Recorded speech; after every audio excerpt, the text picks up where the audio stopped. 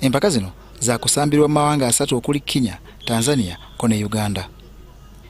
Tiimu eriko abazibizi Arnold Odong, Hilary Mukundane ne Gavin Kizito. Akakiiko ka tiimu ak'ebyekikugu kalonze Alan Okello nga kapiteeni ate omukwasi wa golo Joel Mutakubwa n'omuzibizi Roger Storach ng'abayambi be. Alan ayina ebyafaayo byasambiddeko omupiira ebweru mu Algeria tiimu ya Parado era nsuubira ajja kuyamba banne okubategeka n'okubabuulira buli musambi kyasobola abeeri kuba bamanyi. Ate ne tiimu eno agiruddeko ebbanga ddene. Then ne Mutakubwa ya Joel yamuddirira suubira asobola okulaba obulungi ekisaawe engeri gy'abeera mu ggoolo ate naye nga tiimu agiruddeko. Omulala ye Torach Rogers naye tiimu agiruddeko naye ekyenjawulo n'ekyayina yali ku tiimu nanga under 20 mu mizannyo gya Africa gyonna All African Games era yaduumira bulungi banne n'asobola okubatuusa ku finals.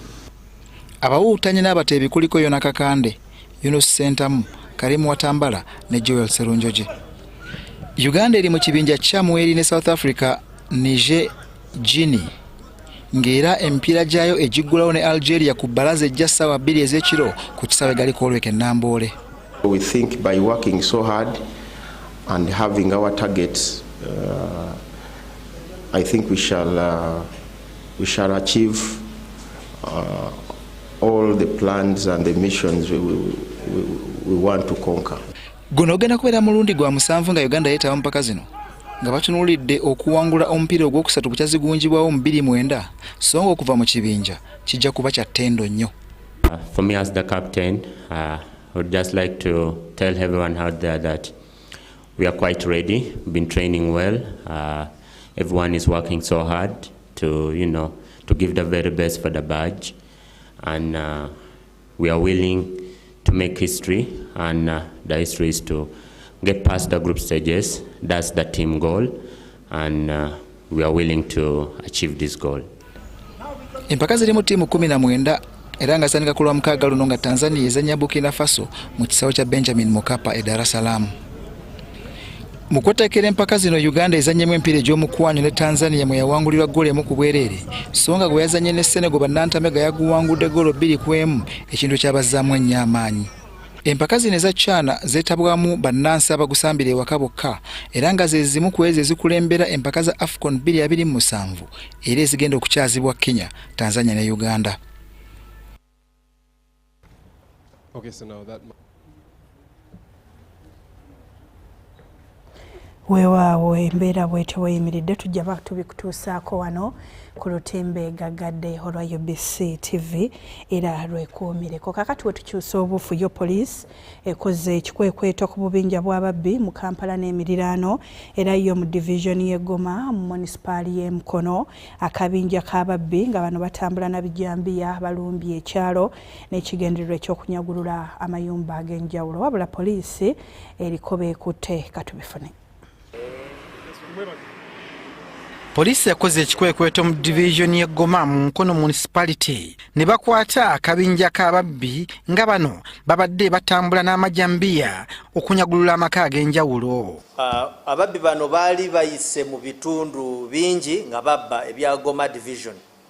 Bano bayina pangas ate ekirungi ne panga zaabwe twabakwase nazo. Bayita e Nabweru, waliwo Nabweru eya Mukono, Namanve, bayita mu bifo bingi, Kyali Wajjala, Sonde. Eno information omukubu mwennyini yali agituwa. Abatuuze nga basoosowaza enkola ya community policing oba poliisi n'omuntu wa bulijjo be batemezza ku poliisi era ne bagikwasa omu ku babbi eyayambye okulonkoma abalala. Twagala kusiima aba boda abayambye kubanga be batandise mu kugoba then ne bayita poliisi yaffe eya Coca-Cola okugoba ne kugenda maaso tebasse bo kye bakoze ne batuyamba mu kukwata era abasibe ne tufuna chance ne tukola ki ne tubanga tubayina. Mu Kampala, poliisi Kawempe eriko mmotoka gyekutte ng'etambuza ababbi era okusinziira ku kunoonyereza bano babadde bateekateeka okunyagulula fakitole emu mu bitundu by'e Kawempe ku 5. Tubasaba kubeera abeegendereza bw'oba olina seefu mu makolero eyo ng'erimu ssente ennyingi. Tukusaba kimala akaseera oba bw'oba wakutereka mu ssente lekawo obukuumi obw'enjawulo. Kuba munnaye tetuyinza kukubuulira butya bw'oyinza kutambula na ssente zo, naye ky'olina okumanya zisikiriza obumenyi bw'amateeka naddala obubbi.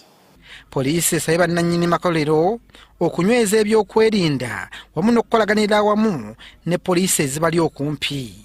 Ng'ebyo bikyali bityo, poliisi eriko munnansi wa Congo Amali Jastari gwegombyemu obwala lwa kwenyigira mu kiwamba bantu olwo n'asaba ensimbi ng'omusingo.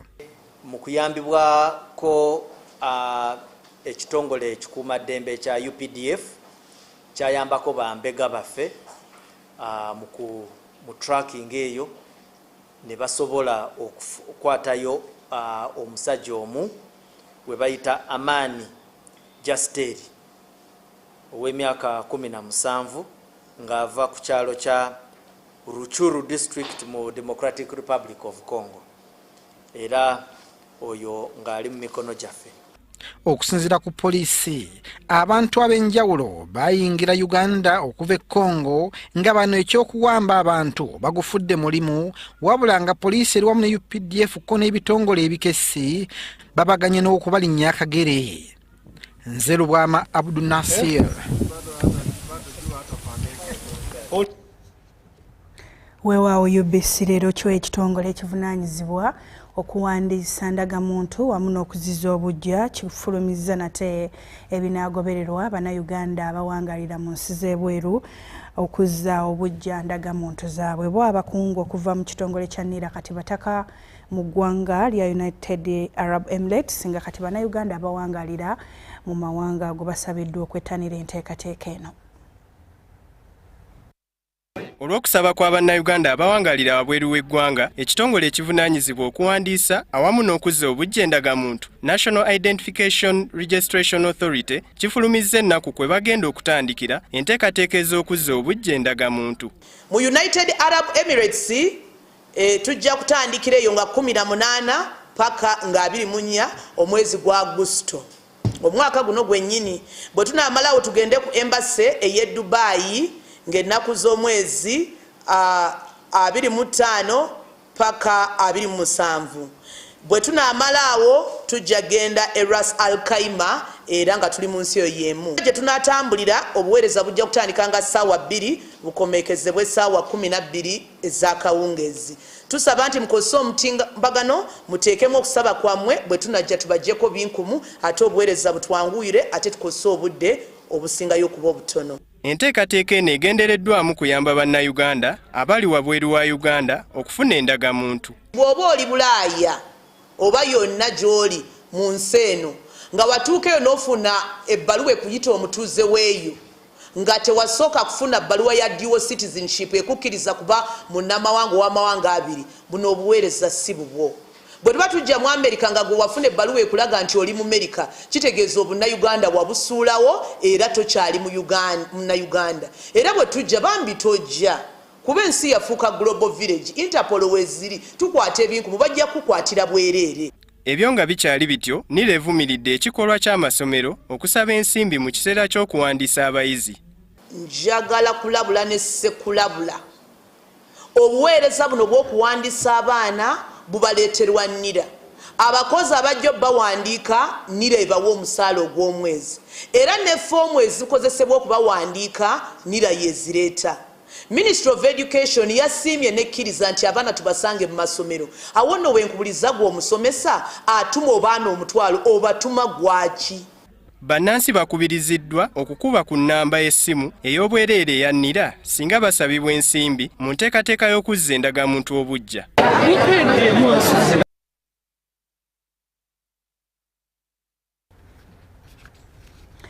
Weewaawo ensonga muzitegedde ebyo nga tubitadde wabbali okuwulira okwemulugunya kw'abannakibiina kya NRM okwava mu kulonda kw'ebibiina okw'ekibiina okuzze kutegekebwa nga kwatandika okuwulirwa okutandika n'olunaku olw'enkya nga 29 omwezi guno. Bannakibiina abakunukkiriza mu 300 batwala okwemulugunya kwabwe ku kitebe ky'ekibiina ku ngeri akalulu gye kategekebwamu era katobirabe. Yafesi y'ebyokulonda mu kibiina kya NRM ekyeyunula abantu nkumu nga beemulugunya ku byava mu kulonda kw'ekibiina okwakaggwa. Omubaka mu Parliament ow'essaza ly'e Rwemiyaga Sembabule Theodore Sekikubo kati kumpi asiiba wano buli lunaku ng'alina essuubi nti osanga abakakiiko banaabaako ekyenjawulo kye balangirira. In Rwemiyaga, which is not there.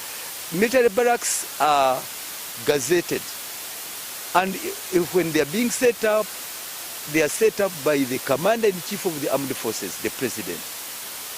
I don't know whether he ordered the setting up of the military barracks at Rwemiyaga, whose only purpose, not to fight insurgency or insecurity, to fight Sekikubo in an election. That's why I believe the President has a lot of bearing in my election. I didn't know they would do that. The violence, the beating up of people, the inflating of the results, the outright capture. Because when they realized I was leading and I was unassailable, now what they chose to do is to round up all the sub-county registrars. Polling stations were rounded up and they just wrote results for themselves. So I'm here to seek for justice. I've come here for the tally sheets which they are not giving me. We've been writing since 21st, demanding for the tally sheets, demanding for the DRR forms. I got to know that the DRR forms were picked from Sembabule on 22nd. But up to now, they say they have not arrived here. At Sembabule this week, the DRR forms were removed. And they are not here. This is why I'm frequenting plot 13 here. Waliwo n'abalala abagamba nti akalulu kaabwe kabbibwa baatulugunyizibwa so n'abalonzi baabwe okutiisibwatiisibwa sinakindi n'okusibwa. If this doesn't happen and nothing is done in time, we are going to suffer and we're going to have a big problem in Luka when it comes to the next election. I, for one, won the election. I was kidnapped from the Tally Center on orders of 2-3 people who think are above the NRM, who think are above this state. Okay, I'm here seeking for justice, first and foremost. Secondly, these people here, because I petitioned, they are putting up cases against me, sanctioning me, okay, which is fine. I'll appear before court. But if they have no evidence, I'm going to take them on. I will take them on as a person. Kubira kwomu kuba candidates be declaring ate nga mu declaring mu butali butuufu. So ndikwenda mbagumye nti ekindese wano ekirungi tulina obukakafu obumala nga lawyer wange wava okwogera. Era ndikwenda mbagumye ku Lwokutaano, that is 1st August. Weekend oyene tujja kubanga tuba mu tribunal tutyame n'abantu baife bonabona tuboneke nti tuleeta evidence emala so that tusobola okulangirirwa nga ba flag bearer ba NRM abatuufu mu Kigulu South Constituency. Abakateekayo okwemulugunya kwabwe bakunukkiriza mu 300 era nga bonna essuubiri bali mu kakiiko akatandika okukola emirimu gyako olunaku olw'enkya. Akakiiko kakulirwa munnamateeka John Musiime. Akakiiko ka NRM ak'ebyokulonda era kalangiridde ennaku okulonda gye kutaali lwe kugenda okubeerawo. Ssentebe w'akakiiko ka NRM ak'ebyokulonda Dr. Tango Doi agambye nti okulonda mu kitundu ekya Arua City, Luweero, Amolata ne Sembabule kwakubaawo nga 1 Agusto songa okw'obukiise mu Parliament ekapchorwa kwakubaawo nga 31 July. Philip Aguta yabaddeyo.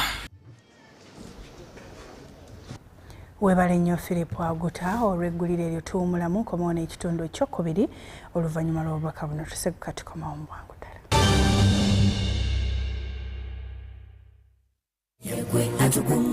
32 emyaka egy'amatikkira abeene gijjudde ebibala byotalabanga. Wazaawula Obuganda, waza Obuganda. 32 emyaka mwanyi terimba abeene. 32 emyaka ffe nga tulima akaasa. Yoga abeene ffe katulime. Mulembe gw'abavubuka beene. Wagutukwasa. Tuyiza obuwangwa. N'emiziro gyaffe. Yenze kayiwa. Yeddira kkobe. Ebyenjigiriza obikutteko ayibene. Amasomero zimya abaana tusomye. Obukugu tubufunye ayibene. Ofubye okutugema ffe tubeere balamu.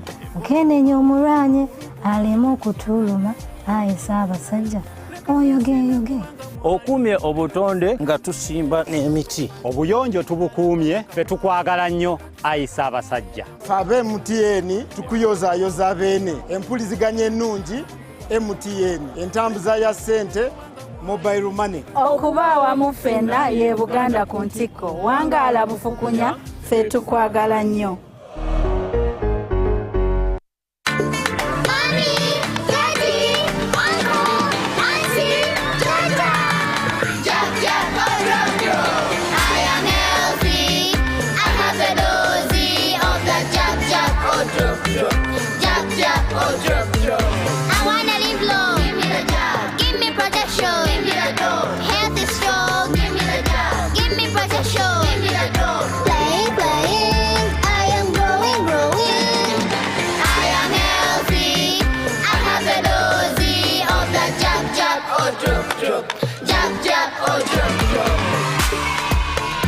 Abazadde namwena abalabirira abaana mujjukire okugemesa abaana bammwe emirundi 9 okuva lwe bazaaliddwa okutuusa nga bawezezza emyezi 18 okubaziyiza okwatibwa endwadde z'osobola okwewala ng'obagemesezza omuli measles, rubella, polio, pneumonia, hepatitis B, TB oba akafuba, tetanasi, meningitis, yellow fever, diarrhea oba embiro, whooping cough, diphtheria ne malaria. Eddagala lyonna erikosebwa okugema lyesigika, likola era nga lya bwereere. Obubaka buno bukutuusibwako Minisitule y'ebyobulamu awamu n'obuyambi okuva mu UNICEF ne mikwano gyabwe.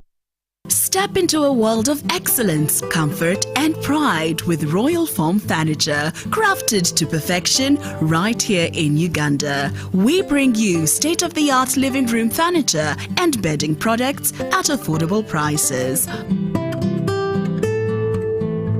Our wide variety of mattresses include orthopedic, pillow top, spring mattresses suitable for institutions like hotels and many others for home comfort. With every piece telling a story of royal excellence, our products are built with the highest quality materials made to last. Experience royalty with Royal Foam Furniture, proudly made in Uganda, so buy Uganda and build Uganda. Visit our showrooms at Ginger Road, Chambogo Junction, Bukoto Chisasi Road, and on Victoria Mall, Entebbe, on the first floor.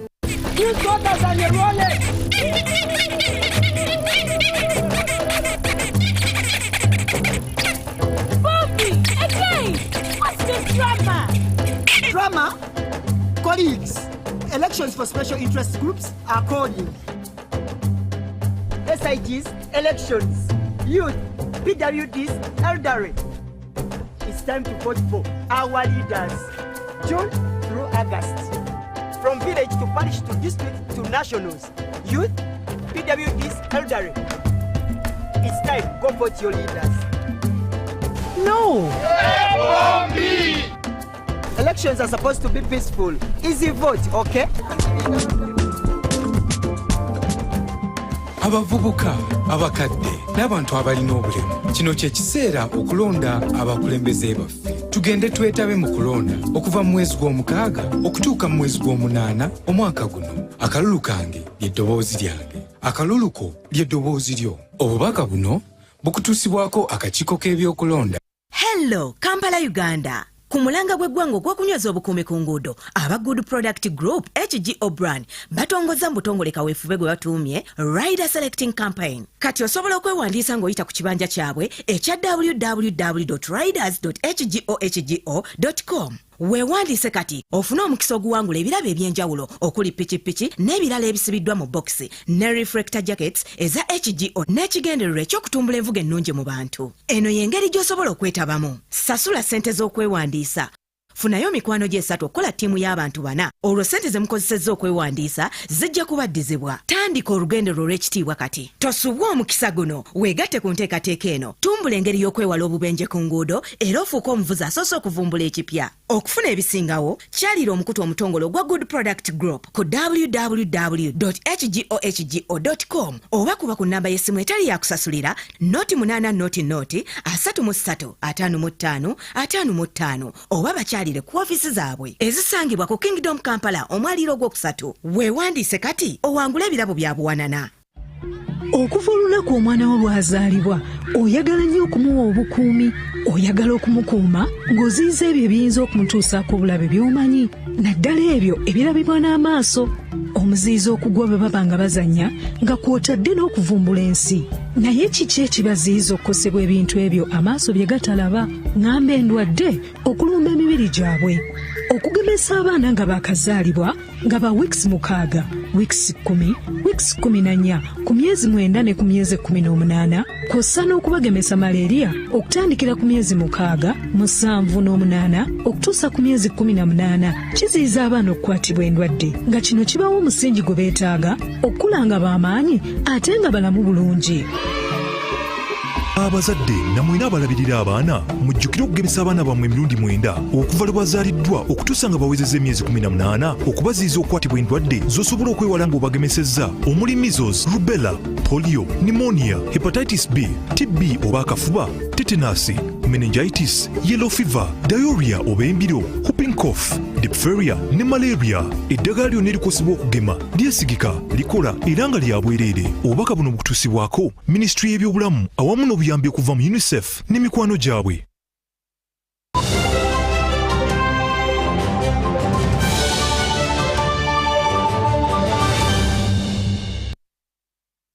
Weewaawe webale kutambula naffe wano ku UBC Leero. Kaakati ekitundu ekyokubiri kakitandike n'abawagizi yali yeesimbyewo mu kamyufu ka NRM ku kifo ky'obubaka bwa Paalamenti mu kibuga Lugazi.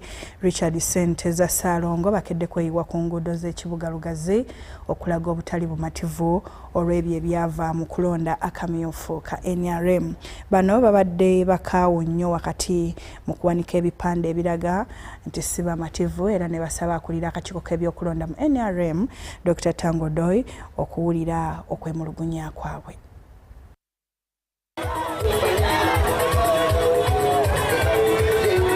Ng'ennaku z'omwezi 17 omwezi guno ekibiina kya NRM lwe kyalonda abo abanaakikwatira kaadi mu bifo by'ababaka ba Paalamenti ku mutendero gwa district ne mu bibuga. Kyokka bannakibiina kya NRM mu kibuga ky'e Lugazi bakedde kwekalakaasa mu kibuga wakati okulaga obutali bumativu nga balumiriza abavunaanyizibwa ku by'okulonda mu district okulangira Isaac Sozi ng'omuwanguzi mu mbeera y'okubbira.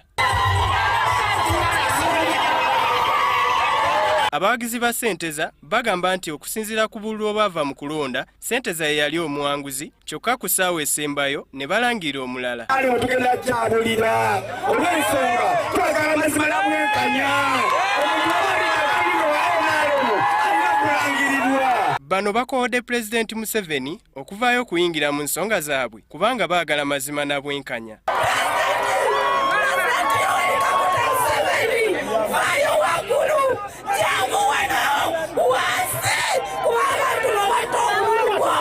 Kyokka mu kugezaako okukakanya abawagizi bano bakoze ensinkano n'eyali kandideeti waabwe Richard Senteza ku kisaawe e Lugazi n'abasaba okubeera abakakkamu nti ensonga zaabwe ziri mu kkooti y'ekibiina era yakukolebwako wiiki ejja.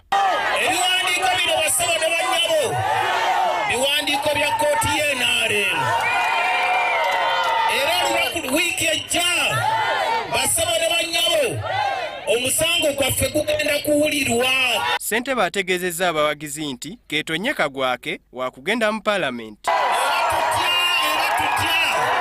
Tulina okutuuka ne bw'abanaatubba amaanyi g'abantu eddoboozi lya Katonda.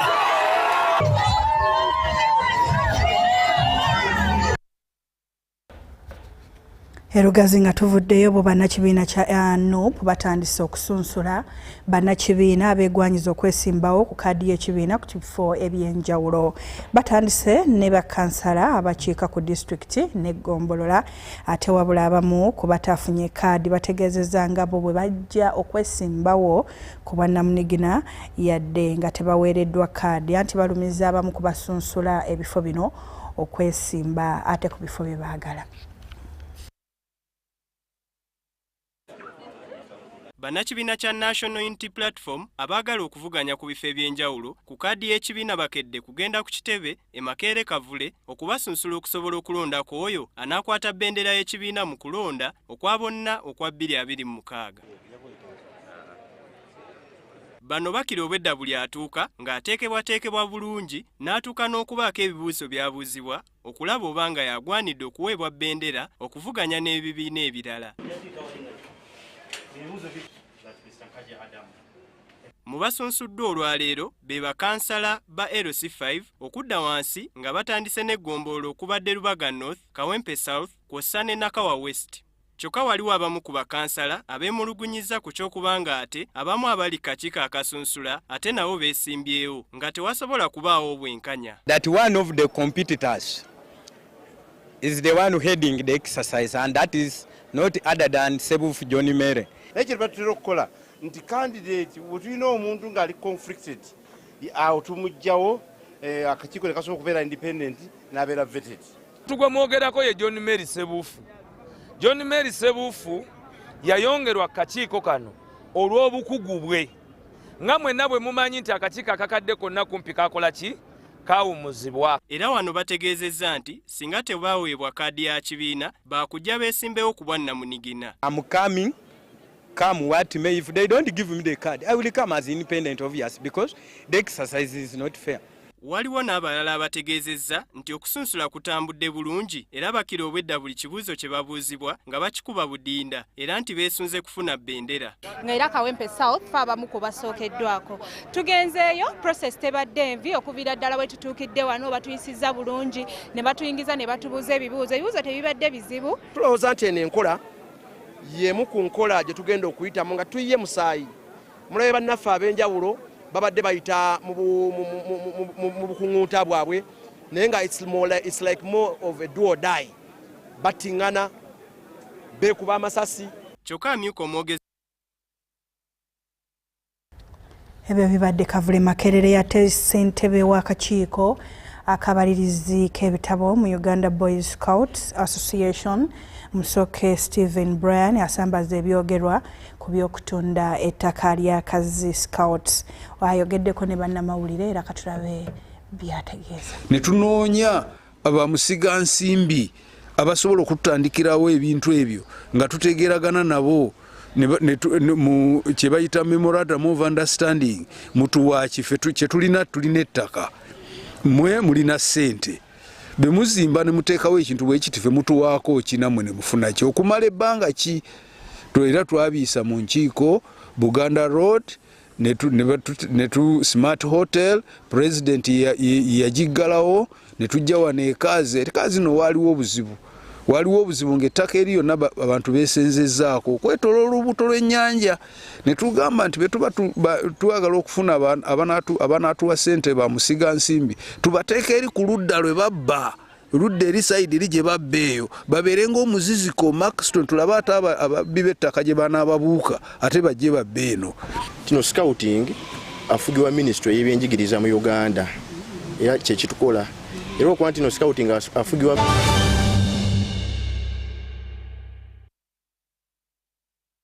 kubanga otambudde naffe okuva etwagatandikidde okutuuka ku kadde kano. Nze Maria Nakitene ne Yusufu Senyomo wali ku ludda olw'obubonero tusinkana olunaku olw'enkya weeraba.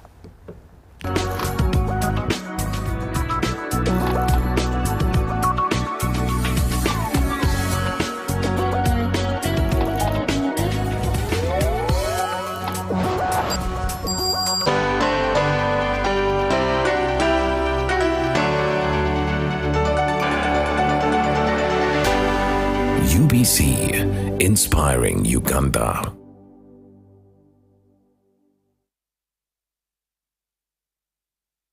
Hello, Kampala, Uganda. Ku mulanga gw'eggwanga ogw'okunyweza obukuumi ku nguudo aba Good Product Group HGO brand batongoza mbutongole kaweefube gwe batuumye Rider Selecting Campaign. Kati osobola okwewandiisa ng'oyita ku kibanja kyabwe ekya www.riders.hgohgo.com. Weewandiise kati ofune omukisa oguwangula ebirabo eby'enjawulo okuli pikipiki n'ebirala ebisibiddwa mu bokisi ne reflector jackets eza HGO n'ekigendererwa eky'okutumbula envuga ennungi mu bantu. Eno y'engeri gy'osobola okwetabamu. Sasula ssente z'okwewandiisa, funayo mikwano gy'esatu okukola ttiimu y'abantu 4. Olwo ssente ze mukozesezza okwewandiisa zijja kubaddizibwa. Tandika olugendero olw'ekitiibwa kati. Tosubwa omukisa guno, weegatte ku nteekateeka eno. Tumbula engeri y'okwewala obubenje ku nguudo era ofuuke omuvuzi asoose okuvumbula ekipya. Okufuna ebisingawo kyalira omukutu omutongole ogwa Good Product Group ku www.hgohgo.com oba kuba ku nnamba y'essimu etali yakusasulira noti 833 oba bakyalire ku ofiisi zaabwe ezisangibwa ku Kingdom Campus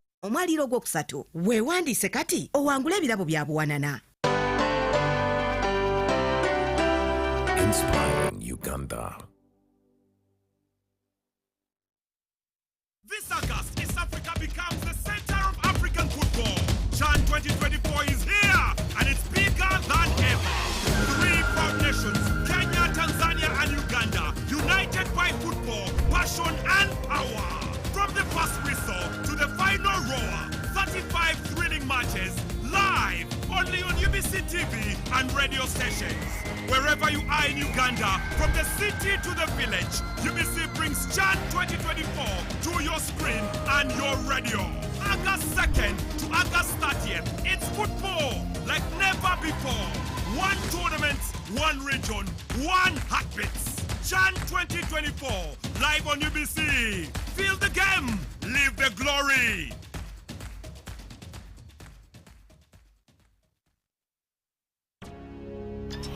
Buli munya-Uganda nayitinga amakuru marungi. UBC West erina amakuru marungi kandi agali kwesigwa. Leero za programu zaayo ziri omulunya kitara hamwe n'olufumbira. UBC West eine tekinologiya ey'omulembe eri kugibaasisa kuhika omu bicweka byona omu ihanga nangu n'aheeru y'eihanga. Tukwatire aha frequencies ezo. Kisoro 97 katonyize mushanju fama. Kalari 93 katonyize mushanju fama. Hoima 99 katonyize mwe fama. Kampala 5 katonyize mushanju fama. Mbarara 97 katonyize 4 fama. Futpoto 98 katonyize 8 fama. Masindi 5 fama. Kurikiriza UBC West ohulire embaganiza. UBC West empika huna. I'd like to thank all our clients, our valued taxpayers, the people that we serve as we collect revenue for building our nation.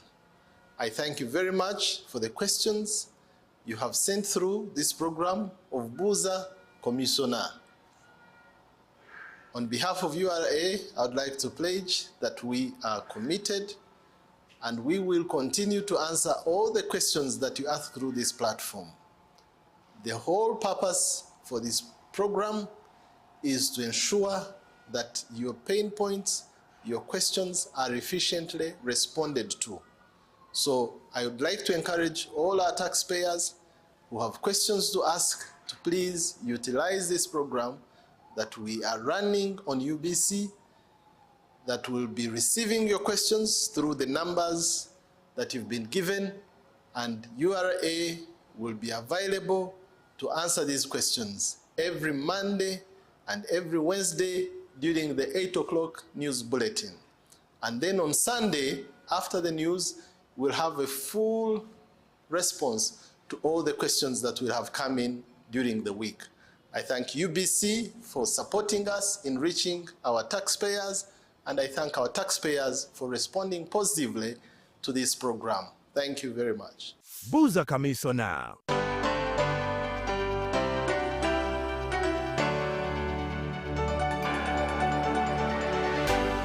UBC inspiring Uganda.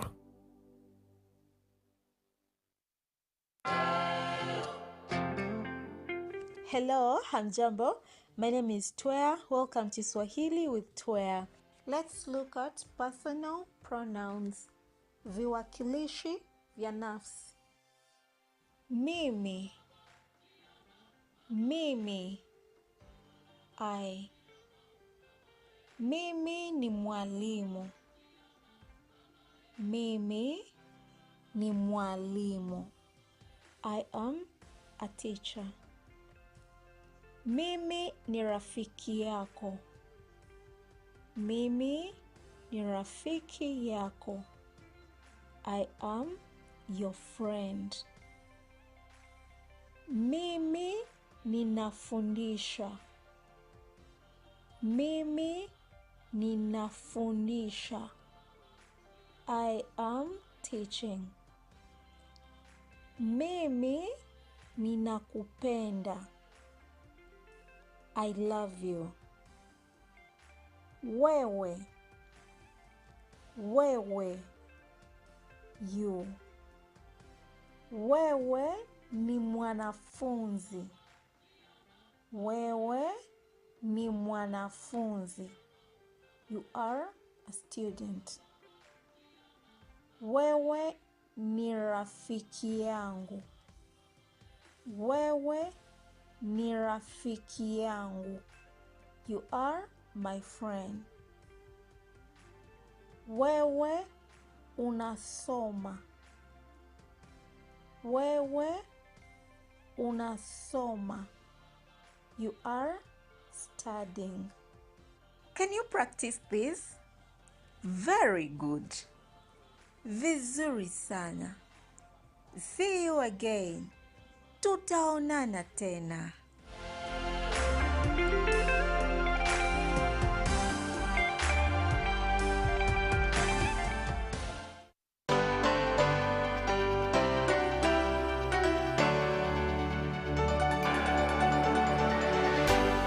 UBC, inspiring Uganda.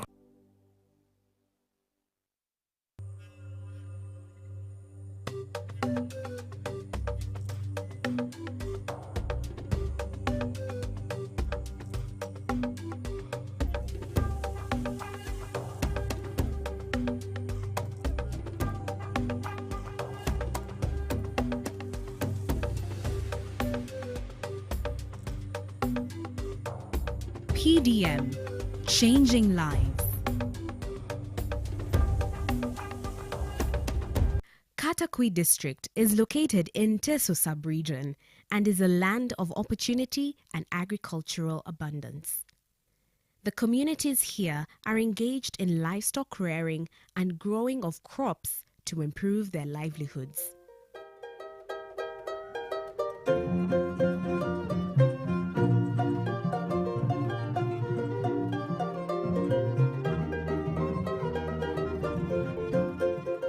The recent introduction of the parish development model by government is transforming lives and communities through sustainable livestock and crop enterprises.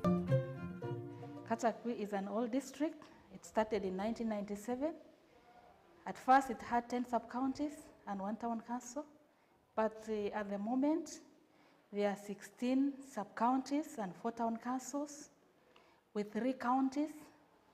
That is Ngariam, Osu County, and Toroma, with a population of estimated population of 225,000 people as at 2023. Predominantly, we are the Itesots, with a few tribes forming 3%. The PDM initiative, funded by government with a substantial 11.7 billion shillings, is empowering 109 parish development model groups across 131 parishes of Katakwi.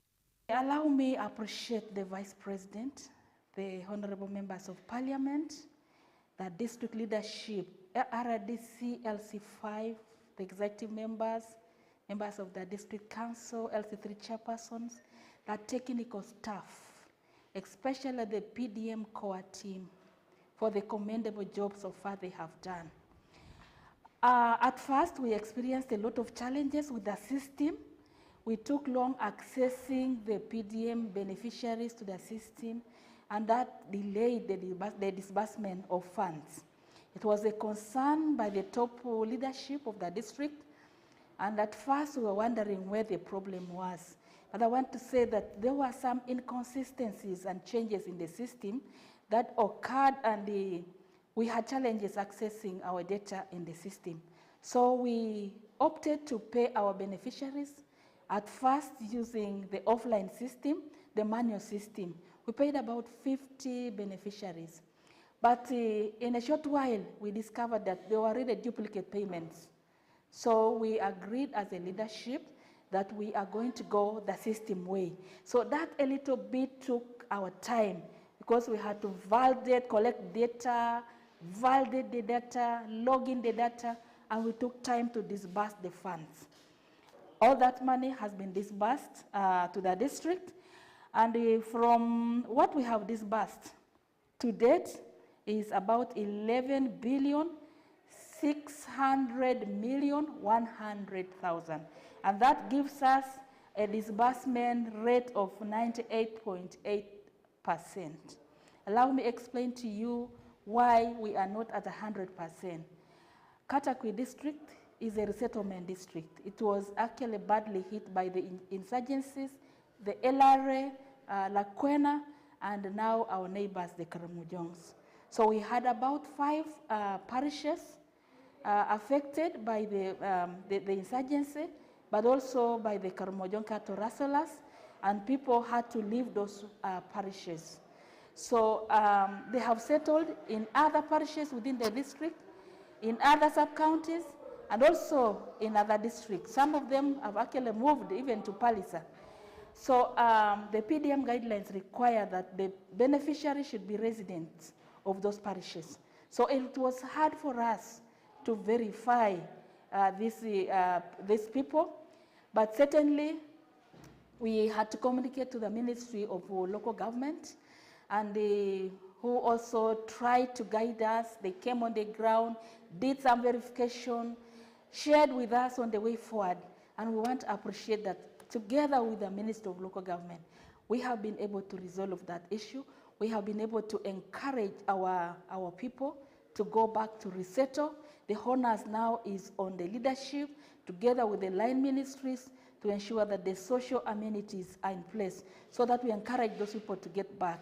And more important is that governments will ensure that the security is actually beefed up so that people can live in a secure environment which is free from any encumbrances that affect their daily lives. I want to thank so much the RDC. The RDC has done a commendable job. At first, as we were trying to turn around and see how we were progressing, he was also benchmarking with what was happening in other districts. And so what we did was to have the PDM days where we had the bank coming around to facilitate us to have those days, and we were able to successfully disburse the money that we're talking about to date. As a district, we only have one sole bank, and that is Opportunity Bank. We have worked very, very well with the Opportunity Bank, and we have no problem. Our people are happy with the bank. As we talked, they have actually been able to pay the beneficiaries in various locations in their parishes. The Deputy Chief Administrative Officer, Katakwi District, Cheptek Juliet, says the parish development model is a game changer for communities in the district. Cheptek says structures that facilitate the implementation of PDM at the grassroots level have been established, and communities are busy implementing livestock and crop enterprises of their choice.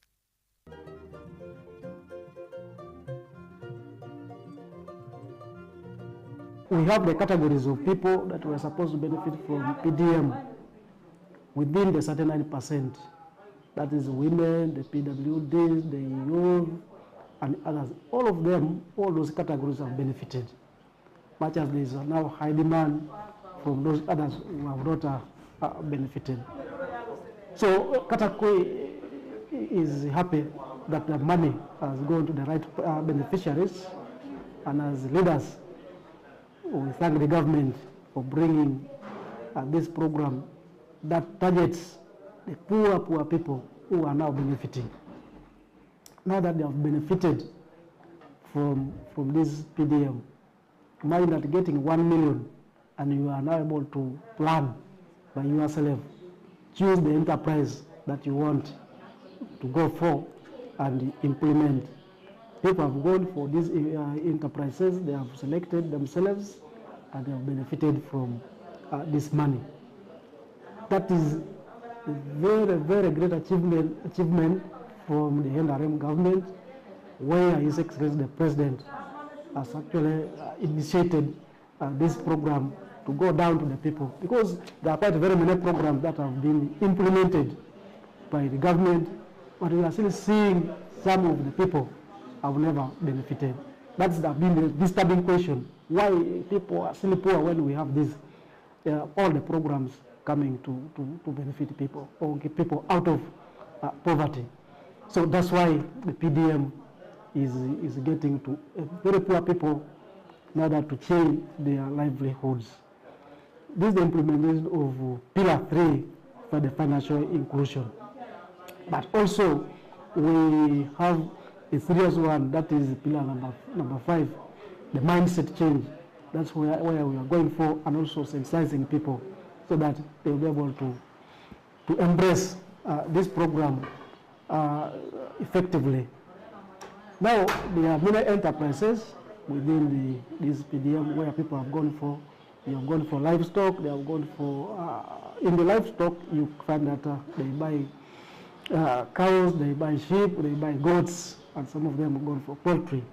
Some of them have gone for agriculture, in which they are able to grow cassava. Some of them are going for the GNAT, much as there is some disturbance on the weather pattern. But those are the enterprises people have gone for. So in these enterprises, they are doing well. You can get the success stories from the communities or the beneficiaries themselves from these circles and the enterprises. The Deputy RDC, Katakwi, Okwi Vincent, says savings and credit cooperative organizations, SACCOs, and enterprise groups serve as the backbone of the PDM, ensuring effective management and utilization of resources. We thank the government. This type of programs coming down to the communities without passing where and the money gets maybe chopped from other entities, getting to the right person, and the person gets by his hand, is a very good testimony that the government of Uganda loves its citizen and really wants its citizen to change from that poverty status to a certain level, as we are driving at the minimum incomes status.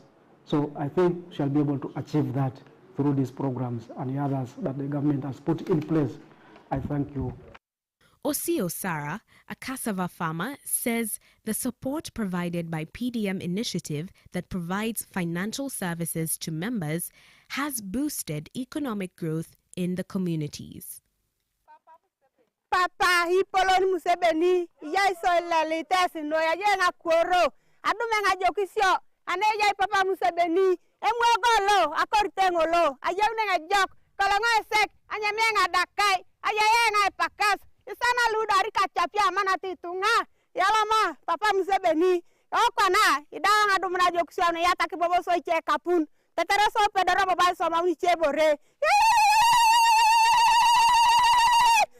Through the PDM, beneficiaries are realizing unprecedented success in livestock and crop enterprises. Meet Jeremiah Oketeli, a proud member of the Anyakameri PDM group. Engo are chairman lo Anyakameri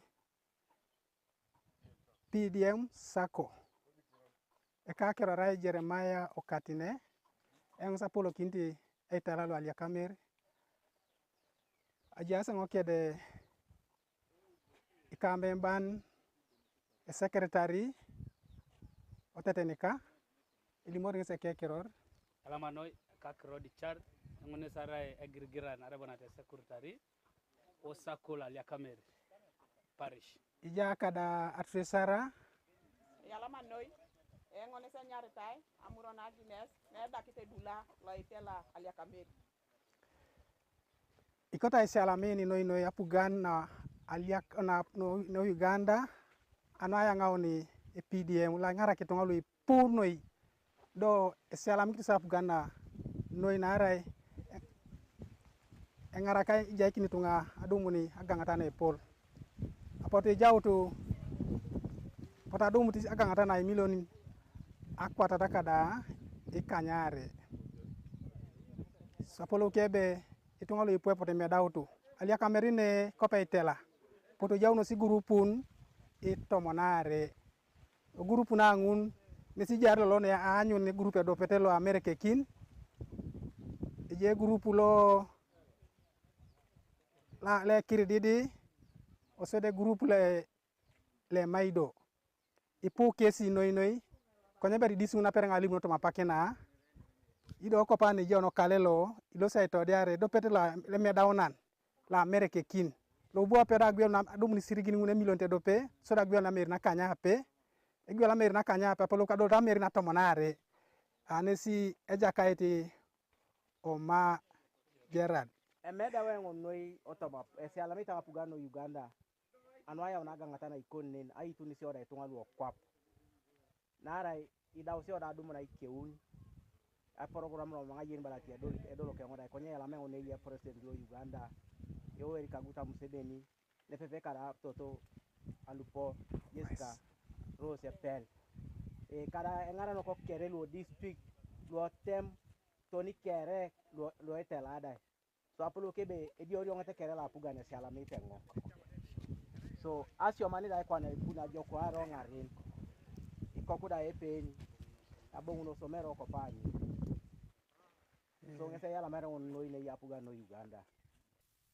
Each of the 109 PDM beneficiaries received 1 million Uganda shillings to kickstart their enterprises. With careful planning and hard work, they've been able to expand their gardens and secure a better future for their families. These success stories are not isolated incidents, but represent the transformative impact of the PDM on individuals and communities alike. PDM fosters development synergies and maximizes the impact of agricultural value chain in communities and ensuring socio-economic development and food security. I bought 2 sheep, then 1 cow. Osio Sarah, a cassava farmer, extends her heartfelt thanks to the president and the leadership of the PDM for their unwavering commitment to the prosperity of the district.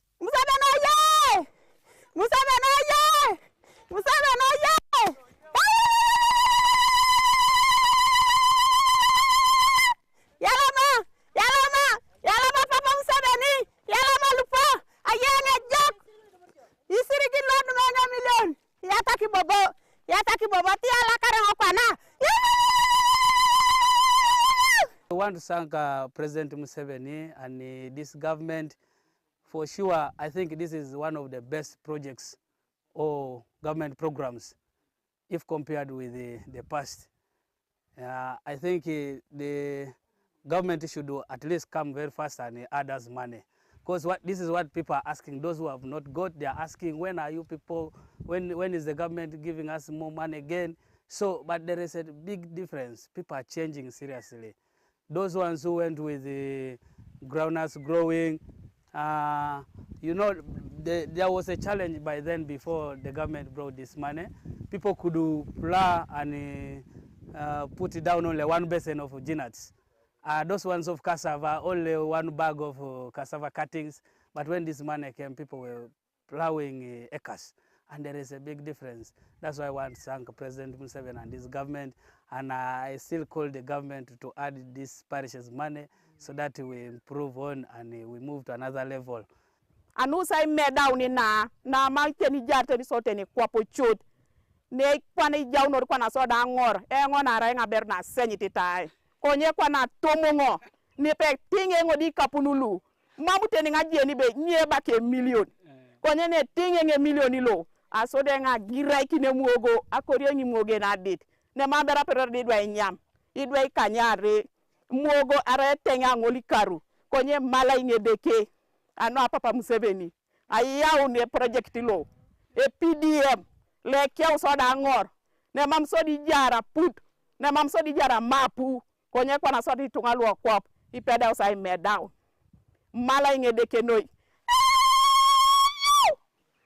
amere na kanyape agwelte konye ba kwa aure arosi boba aguna kanyape apolo kara utu kwa na tomonare so akaulo na ikariuni apolo kebe abun kwa na wada aike unino otoma ajoksa na ina kenga pugan apolo keba siomanda ina edwe buna raune ajokan narai e to pugan si oda tungalu kwa popo na alo ikone so ngesa si ala mtora pugan no ya ta ita pugan pora kiranu ne ya isi oda tungalu kwa so eko kuda epe ni kopana nga ya kuno somero ngisi na pena ini didi enesio mi aga ngatana pena ne PDM ngesa ya wakero no kere so nese ya sia mito na pugano Uganda noi anwa itu ni si odai oponi alo ikon kwa talo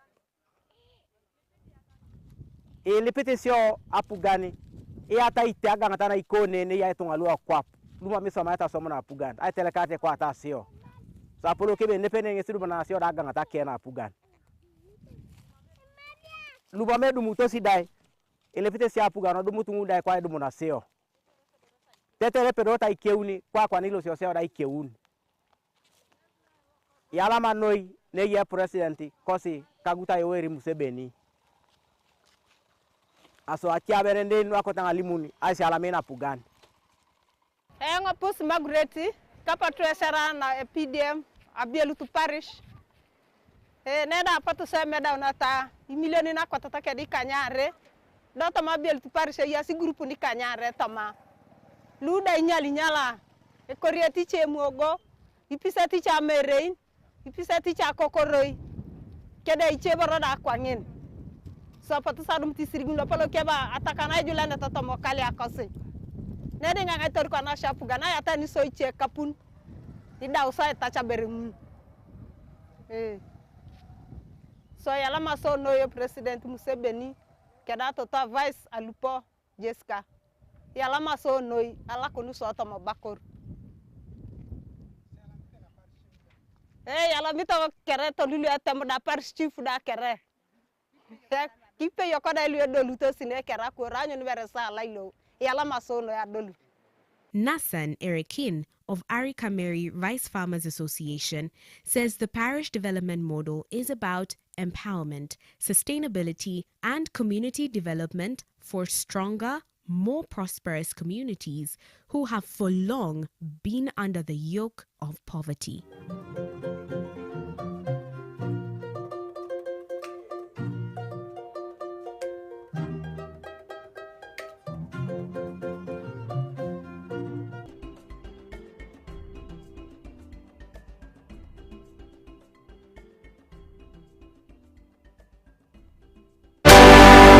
Ubc, inspiring Uganda.